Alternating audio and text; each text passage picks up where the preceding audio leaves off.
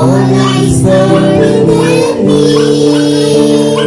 I look at me and I don't understand, but God has a vision and God has a plan. Little by little, I'm changing, I'm growing. Little by little, I hope that it's showing. I'm not who I be, I'm not who I was. I'm somewhere in the middle, but God is changing me little by little.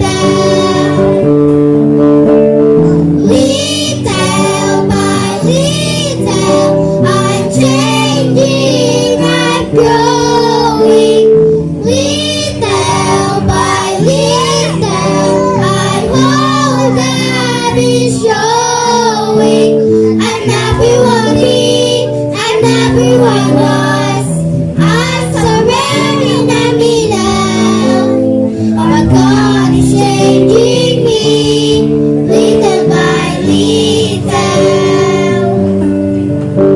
But God is changing me little by little. But God is changing me little by little. Okay, hallelujah. Salamat sa mga PH sa kanilang pag-awit. At sunod natin yung ating youth department dito po sa Capstone. Okay, so tayo na po. Sunod natin ay yung women's. Prepare na po yung mga kababaihan. Okay, after ng mga youth.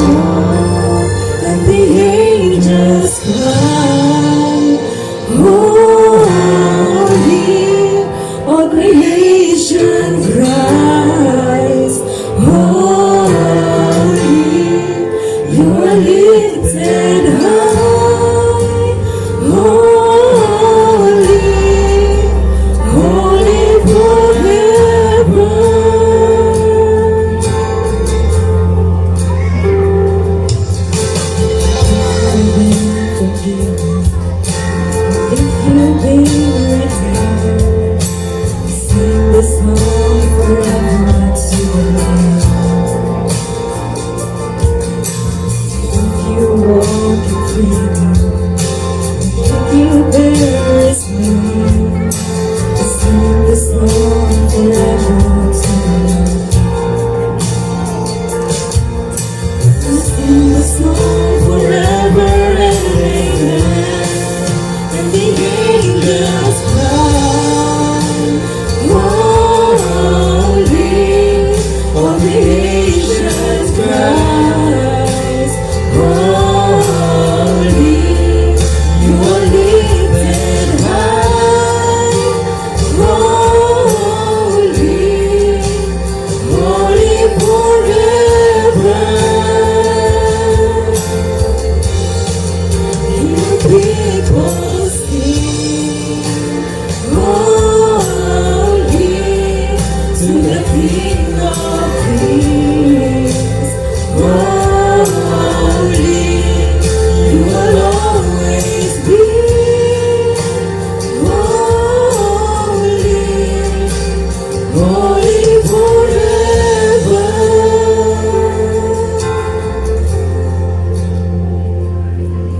Your name is the highest, your name is the greatest, your name stands above them all. All thrones and dominions, all powers and positions, your name stands above them all. Your name is the highest, your name is the greatest, your name stands above them all. All thrones and dominions, all powers and positions, your name stands above them all.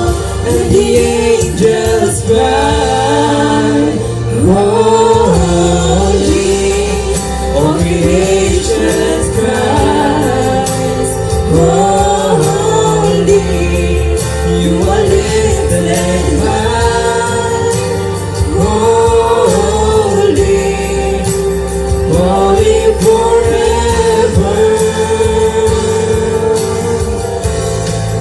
Your people sing, holy, to the King of Kings. Holy, you will always be. Holy, holy forever. You will always be. Holy, holy forever.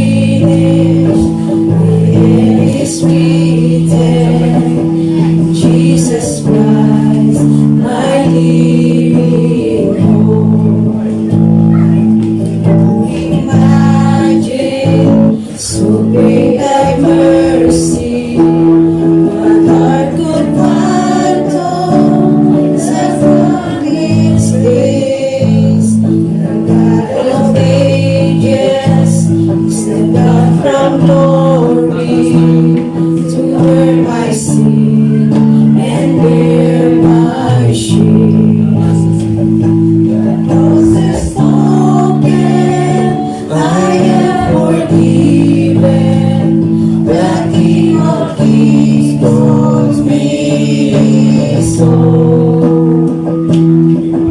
Lord Savior, I'm yours forever. Jesus Christ, my living hope. Hallelujah, praise the one who set me free. Hallelujah, let us all sing symphony. You are broken every chain.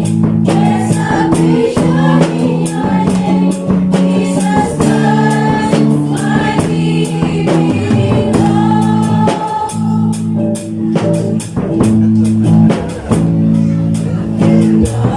morning, the sweet promise, everybody began to ring. The silence, the roaring lion, declared the day as the king the morning, I see the promise, your very body began to ring. The silence, the roaring lion, declared the day as the king on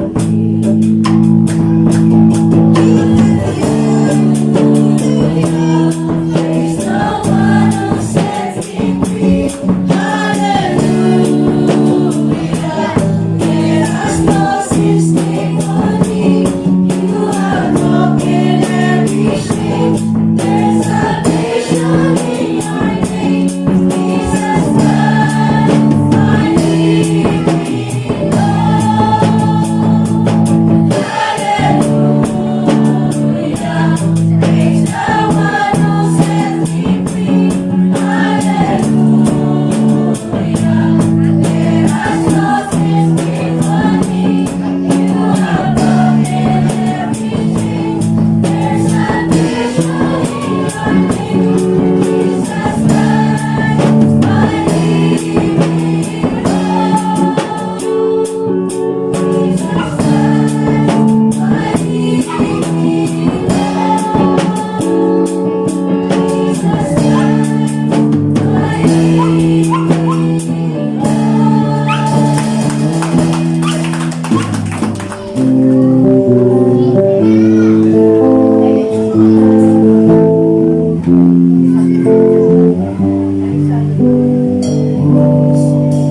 mahal kita.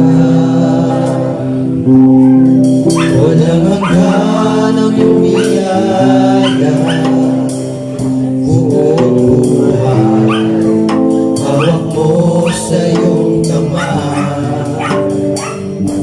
Mula sa aking pagmula hanggang sa pag-ibig, awitin ko ang kabutihan mo. Ika'y tapat sa habang buhay. Ika'y mabuti magpakailanman. Hanggat ako'y nabubuhay, awitin ko ang kabutihan ng Diyos. Piliin mo sa siyang gabay sa kasakitan at nariyan ka sa gitna ng kaliliman. Ika'y aking kaibigan, o Diyos aking Ama, at ako'y buhay sa kabutihan ng Diyos. Ika'y tapat sa habang buhay. Ika'y mabuti magpakailanman.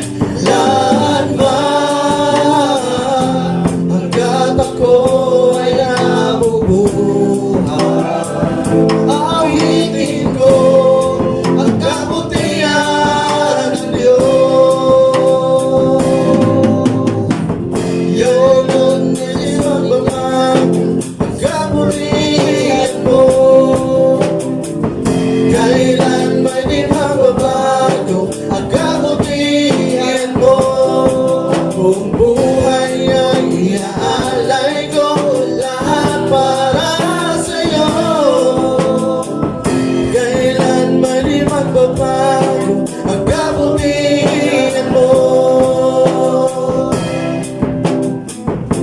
Ika'y tapat sa habang buhay. Ika'y mabuti magpakailanman, hanggat ako'y nabubuhay. Awitin ko ang kabutihan ng Diyos. Ika'y tapat sa habang buhay. Ika'y mabuti magpakailanman, hanggat ako'y nabubuhay. Awitin ko ang kabutihan ng Diyos. Awitin ko ang kabutihan ng Diyos. Awitin ko ang kabutihan ng Diyos.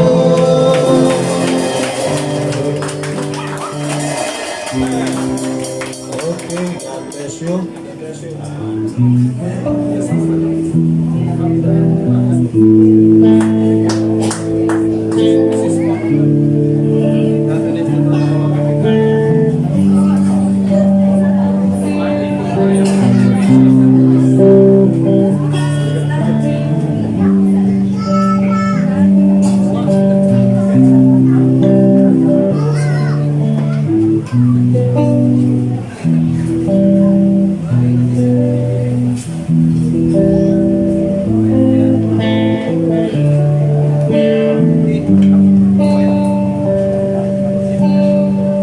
Amen. Praise God. Purihin ang Panginoon. Salamat sa pag-invite sa amin, Pastor Jun. Hallelujah. Dapat po mga mga 16. Kaya lang iba, hindi na po sumama. Kasi meron raw silang gagawin sa bahay nila. Kaya ito lang po kami ngayon. Ang awitin po namin ay yung walang katulad.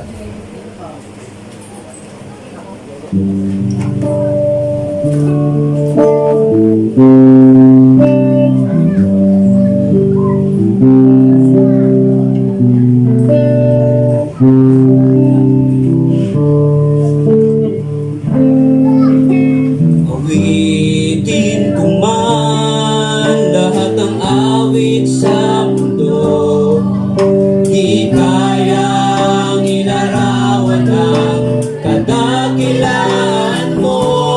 Kulang ang lahat ng tula, kulang maging mga salita upang ihayag ang kabutihan mo. Awitin ko man lahat ng awit sa mundo, di kayang ilarawan ang kadakilaan mo. Kulang ang lahat ng tula, kulang maging mga salita upang ihayag ang kabutihan mo. Wala kang katulad, wala nang hihigit sa'yo. Wala kang katulad, wala nang papantay sa'yo. Ikaw ang Diyos noon pa man, maging ngayon at kailanman. Sa habang panahon, wala kang katulad. Awitin ko man lahat ng awit sa mundo, di kayang ilarawan ang kadakilaan mo. Kulang ang lahat ng tula, kulang maging mga salita upang ihayag ang kabutihan mo. Wala kang katulad,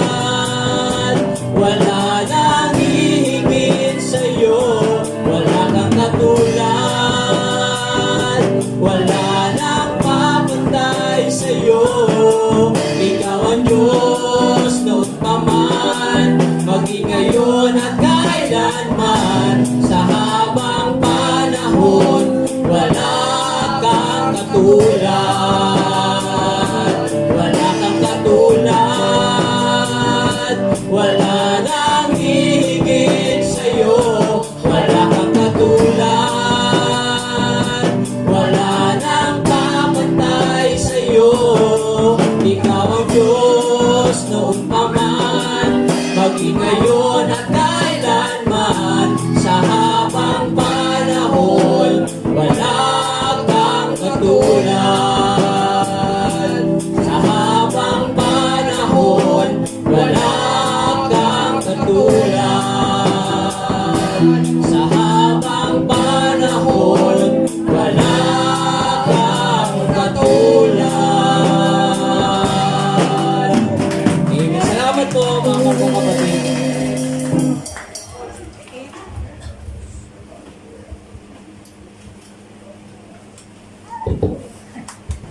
Okay, God bless po sa taga-Dasma. Okay, sama po natin sila sa panalangin, no? Dahil po sila ay nagpapasimula ng gawain sa dakonin po ng Dasma. Bagamat marami pong mga churches din dyan, kaya lang sila po ay si Brother Arlan po ay matin siya kay Pastor Mendoza sa Bicol. So, pray natin. Okay, next na natin yung sila pa Saldi at saka si okay na, okay. Tawagin natin at tayo po pang mga kasama para sila ay mag-alay din ng awit. God bless you.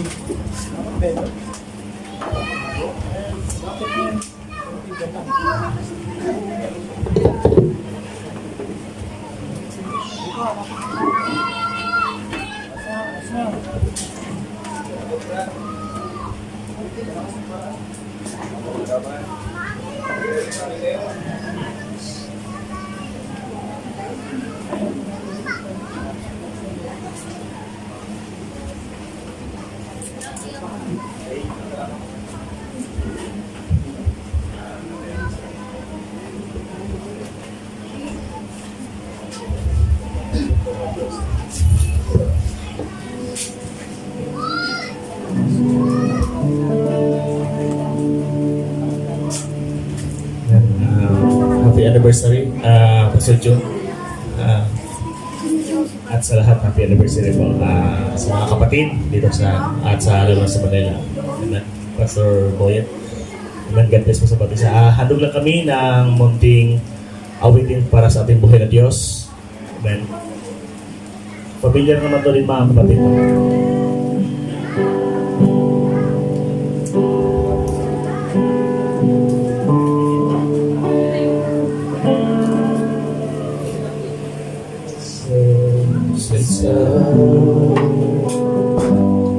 They go in Jesus, He came to love, heal and forgive.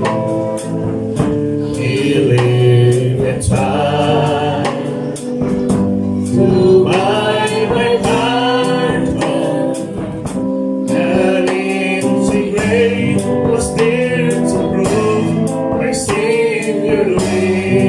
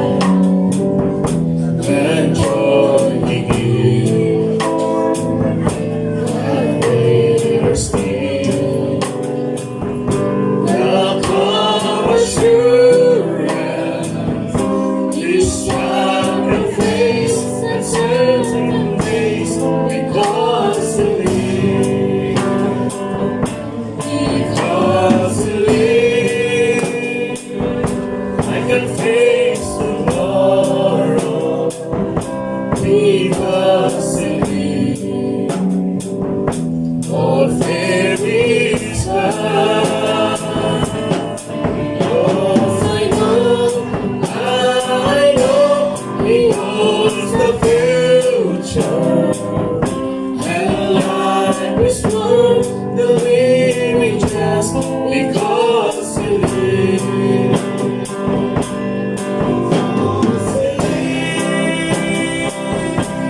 And face tomorrow because you live. All fear is gone because I know it holds the future. And life is worth the living just because you live.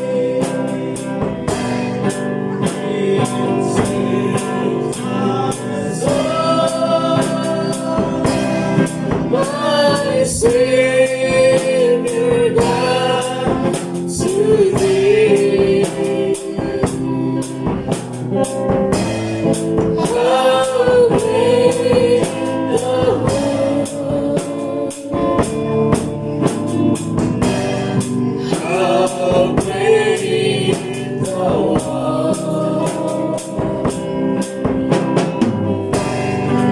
This is my soul,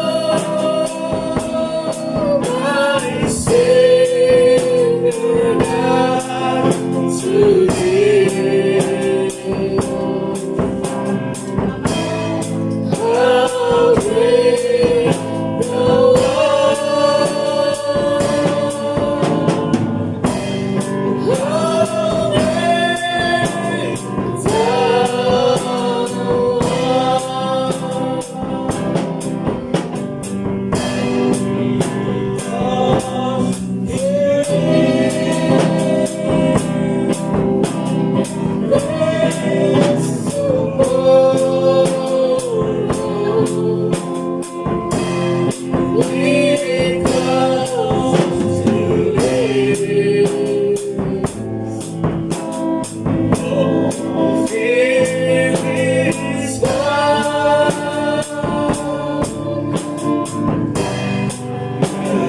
Because I know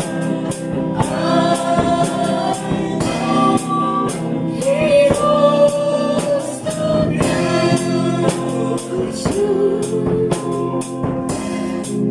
And life is worth the living just because you live.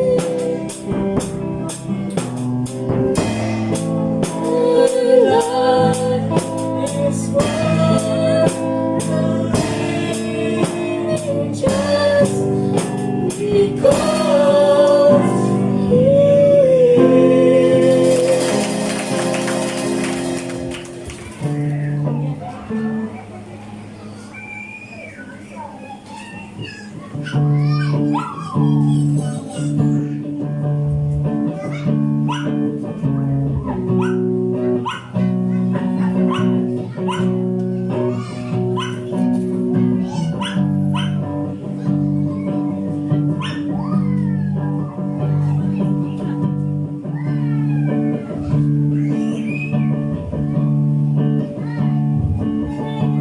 I just want to speak the name of Jesus over every heart and every mind. 'Cause I know there is peace within your presence. I speak Jesus.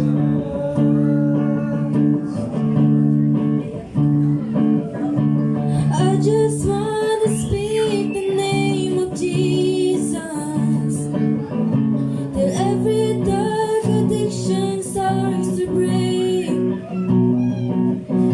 declaring there is hope and there is freedom.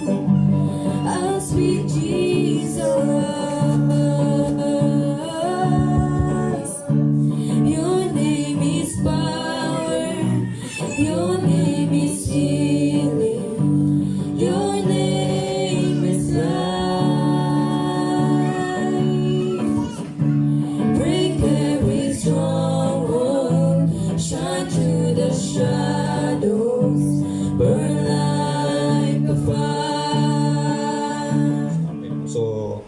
ko din po maintindihan. Minsan si Father Branham, nung nilatag niya po yung 7 church ages, binuksan niya unto the angel to the churches, binubuksan niya kung ano yung image ng church. Di ba? Tapos, pagkatapos na ilatag yung image ng church, ilalatag naman niya kung anong angel yung ipapadala sa bawat churches. Kaya kinukwento ni Father Branham kung ano yung kalagayan ng church, tapos yung kalagayan ng messenger before, bago niya ipadala yun sa isang lugar. So, nung dati, wala pa naman po talaga ang church ng Sunday Puro kasi kailan pa lang po ang Sunday Puro, 15 years pa lang po ito nagsimula. At nung before po na yun, matagal na panahon, ako po yung nasa tabing pa noon. Ang una ko pong nakadalo pa ako noon kay Pastor Manny Anore, yung gawain ko na yun. Pero hindi rin po ako nabautismohan, hindi rin po naayos yung aking ano. Pero ako po, mahilig po talaga kasi talaga ako magbasa nung unang panahon. So, basa po ako ng basa ng message, puro pamphlet po yun. Nung napunta po ako sa mensahe kay Father Branham, at totally po, ang pakay ko lang po, hanapan lang si Father Branham ng mali para pag naipag-debate ako dun sa naniniwala sa mensaheng ito, meron po akong pampala. Pero habang po ako nag-aaral ng 7 church ages, medyo namang po talaga ako sa pagkakabasa ko. Sabi ko, iba't sa lahat talaga na nadaanan ng mga simbahan o mga pananampalataya, iba talaga itong aklat na ito. Talagang meron pong the deep calling to the deep na nangusap sa akin ng Diyos. Minsan ginigising po ako ng madaling araw. Hindi ko po maintindihan. Basa ako ng basa ng pamphlet. Basa ko ng basa noon. Kasi yun pala, pag naintindihan mo si Father Branham, si Father Branham na the total deliverance, na pinaliwalag niya ron, ang isang prophet, bago ang tawagin ng Diyos mag-ilang prophet, ay kailangan equip muna niya to. Pag tinawag ka bilang pastor, equip ka muna ng Diyos. Hindi pa sa nilagay ka ng Diyos, pag pastor ka, hindi ka pa equip. So, kailangan in-equip ka muna, may processing po ang Panginoon. So, hindi ko po alam, yung time po na yon, yun na pala yung process ni Lord. Pinaprocess na po ako doon, tinuturuan nila ako sa mensahe. Tapos po noon, dahil nga si Pastor Tony, doon po yun sa Caloocan, kaya doon po ako natira sa Caloocan. Tapos nagtatayo po kami ng gawain. Yun po yung that time na yung denominasyon po namin kinabibilangan, dapat po usapan namin, lalatag namin message. Hindi na po namin yung kumbaga, kami po nila Pastor Tony ay lumabas po kami doon sa denominasyon hanggang sa sabi namin, nangangailangan kami ng at in that time na yon, si Pastor Noel ay, ang binigay niya sa amin si Pastor Danny Del Mundo. Kasi mas malapit po sa doon sa Sainit Village. Kaya si Pastor Danny po yung naging pastor namin. In that time na yun. Tapos, marami pong inaayos ang Panginoon sa buhay ko. Inayos niya yung ministry lahat. Tapos, si Pastor Danny po yung tumayo na kinilala kong elder na sa pananampalataya sa mensaheng ito. Maraming lumalapit na parang nagpaparamdam, pero never po talaga ako, hindi ako talagang pumanik sa iba na may mga pero sabi ko, si Pastor Danny talaga yung kinilala ko talaga na ama ko sa pananampalataya. Kaya hanggang ngayon, sabi ko na siya pa rin talaga yung kinikilala ko kasi marami naman akong nakitang patuto sa kanya. Nakita ko yung mga gift, mga kaloob na talagang So ngayon, yun po, si Pastor Danny po, kasama po yung ibang mga kapatiran sa Tala na ano pa taon yun. Doon pa po kasi yung church namin sa pang ganon. So si Pastor Danny po yung sabi naman ni Pastor Danny, ay recognize niya po yung gift. Kasi pagka wala kasi yung gift, di ba? So hindi mo po pwede, sabi ni Pablo, huwag ka magpasa-basa magpapato ng kamay na hindi mo talaga napatunayan talaga may kaloob. So, hindi ko po pinag-aralan ng mensahe kasi ang gift nasan dyan na yan Ang nangyari lang po, talagang hinubad lang ng Diyos lahat ng mga bagay na nakalaman kong denominasyon. Sabi ko, nahilo ko pagdating sa Bible, kabisado ko Genesis to Revelation, sabi mo, anong talata? Sabi ko sa'yo kung anong talata. Alam ko po yun, hindi naman sa pag-ayapa. Pero alam niyo po, nung dumating ako sa mensahe, binaliwala ko yun. Kasi hindi pala yun pag nasa mensahe ka, hindi pala yun kalaman na natutunan mo, kundi tatanggalin lahat ng Diyos yun at ilalagay niya. Ang ginawa ng Diyos sa akin, para bang naging bobo ko, hindi ko na alam yung mga talata. Ano ka ba talata? Pero unti-unti, nung unti na sinuka ko lahat ng bagay, ang unti-unti na kinakain ko yung mensahe, doon ko nagmamature sa, yung pala yung ibig sabihin ng talatang ito. Hindi naman pala inalis ng Panginoon. Kumbaga, pansamantala yung tinanggal sa akin kasi kailangan pag nilagay niyo na sa puso ko yun, nilalatag ko na mensahe, hindi na yung sarili ko ang masusunod, kundi yung will ng Lord. Hindi yung papaano ko siyang binasa, kundi papaano binigay ng Diyos sa akin. Kasi si Moses, hindi naman sinabi niya na magkaroon ng langaw, teka muna, totoo kaya mangyayari yun. Kasi sabi niya, Moses, sabihin mo lang speak, nagsalita lang si Moses. Kasi bakit? Kasi alam ni Moses kung anong ginagawa niya. Hindi naman siya ang may gawa nun. Ang sabi lang ng Diyos, magsalita ka lang. Ibig sabihin, preach the gospel. Kailangan, siyempre, kung paano ka mangangaral kung wala kang pinag-aral, hindi mo rin pinalam ang mensahe. Diba? So, yun po, mga kapatid, yung panahon po na yun, tinuturuan pa pala ako ng Panginoon. Hanggang sa, napunta po kami sa Tala noon, at tatuloy, hindi na rin ako, ang binigay lang po ako ni Pastor Danny, kasi panahon po na yun, nadisgrasya po yung bayaw ko, asawa po ng aking kapatid, na kaya po ako napunta dito sa Cavite. Ngayon, nasa hospital po siya, sinare ko po yung mensahe kasi sila yung nasa denominasyon. Nung sabi niya, tanggap niya po yung mensahe, sabi niya, baka pwedeng, total, isa pa lang naman po yung anak mo noon, sabi niya, baka pwedeng dito na kayo tumira. Itong bahay po na to, dito po siya nakatira, bali pong ginawa sila sa taas, kami po sa baba, temporary po yun. Wala po akong plano magtayo ng gawain, wala po sa puso ko talaga yan eh. Pero hindi ko po alam kung bakit nagbabasa ako, bakit ako basa ng basa, anong purpose? Bakit ako mahilig na basa? Actually po, hindi naman sa pagyayabang. Ganito na po 2 patong inabasa ko sa... Kasi wala pa yung table noon eh. Puro pamphlet pa lang eh. Kaya pagka nagbibigay ng mga pamphlet, hindi po ako nawawala sa pila. Kasi gusto ko talaga magkaroon ng kopya. Kasi na dati pag wala kang kopya sa pamphlet, medyo ano na yun eh. Kaya dati pag nagbibigay ng pamphlet sa Voice of God pa dito sa Cubao, sa Cubao, ay pila na ako niyan. So dahil nga ang ano ko po ay basahin lang po. Meron ako talagang joy sa meron akong pag binabasa ko po yung mensahe, talagang masaya ang puso ko. Nasabi ko iba talaga ito. Pag may mga bagay na binasa ko, hindi ko po maintindihan, tinutuloy ko lang po 'yon.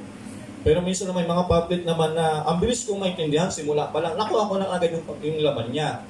May mga ganon. Pero pag may mga bagay hindi ko naintindihan, iniiwan ko lang po yun. Kasi sinabi naman ni Pastor Danny noon, pag may nabasa kang hindi mo naintindihan, ako lang yun kasi maaaring hindi sa iyo binigay ng Panginoon. Maaaring sa ibang pastor yung binigay, pag narinig mo yun, doon mo makikita yun yung revelation. Kaya ganun lang po yun. Kasi hindi naman lahat tayo, alam natin lahat eh.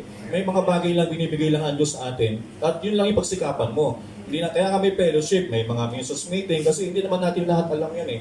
Kasi may mga binigay ang Diyos sa portion. Kaya ngayong portion na binigay ng Diyos sa isa, so yun po yun. Ngayon, yun po, sa madaling salita, dahil may puso po tayo sa gawain, nagposimula po. Dati po, yung dito sa inatatayuan ni Pastor Jonathan, ay puno po ng bayabas dyan.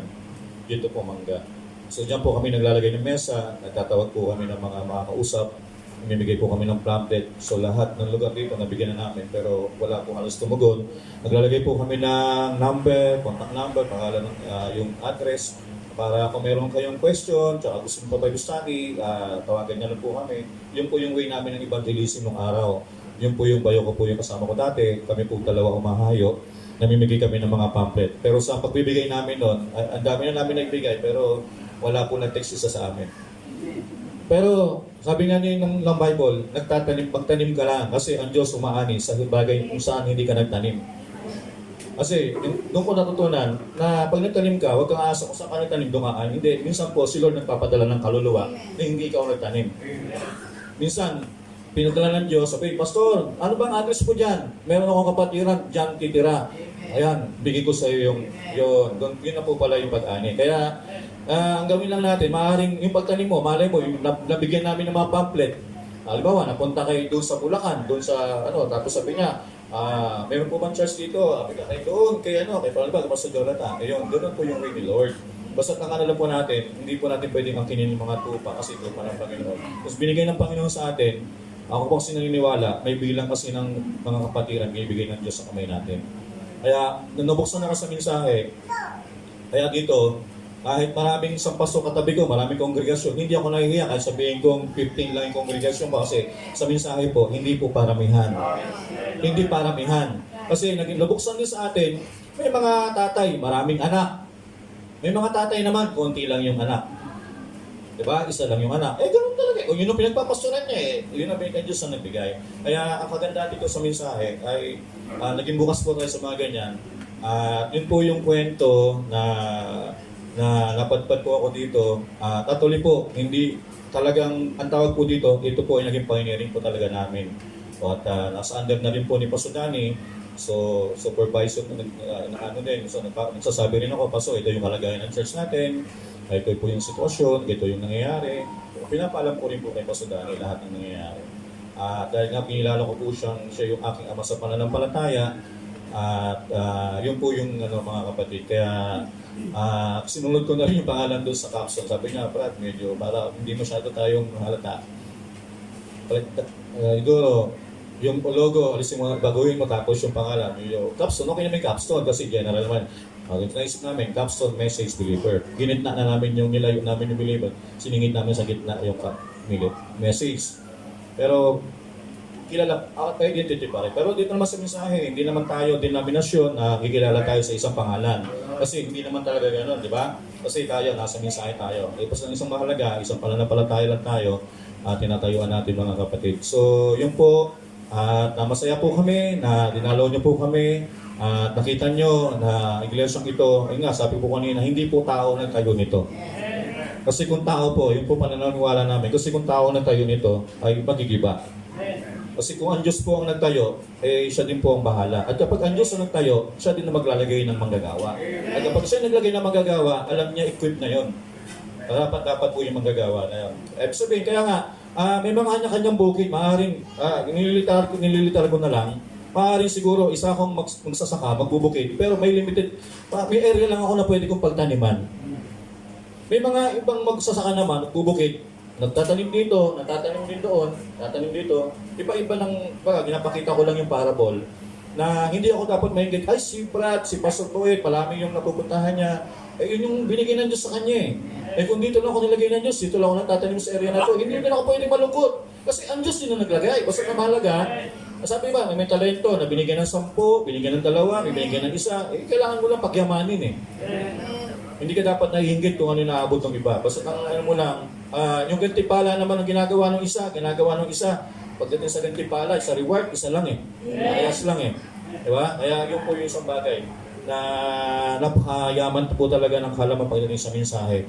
Na yun po yung mga kapatid, kaya ako talaga, hindi ako, sa puso ko talaga, sabi ko, masaya na ako pag dito lang ako sa Sanipolo. Kasi alam ko, ginagampanan ko yung pagiging ministro ko, yung binigay na Diyos sa balikat ko dito. Kasi kung anin ko po yung madami, kung mapapabayaan ko din po yung aking local church, yun po yung aking pananaw. Lagi ko sinasabi, Paso, huwag po kayo mag-alala. Ang church po ng Tala, lagi po sila nagbibigay ng tulong, hindi po sila pababaya sa atin. At sabi ko, wag po kayong mag-alala, Pastor, ay okay po ang Sanipro. Wag niyo po kami isipin dito. Sa loob ng ilang taon na, matatag na po ang iglesia. Pero alam niyo po, nung panahon ng 2 taon ako nagpapastor, sabi, critical po pala yung 2 hanggang 4 na taon. Pag nakalampas ka ng 4 na taon, humawak ka ng isang ministry, tinawag ka ng Panginoon.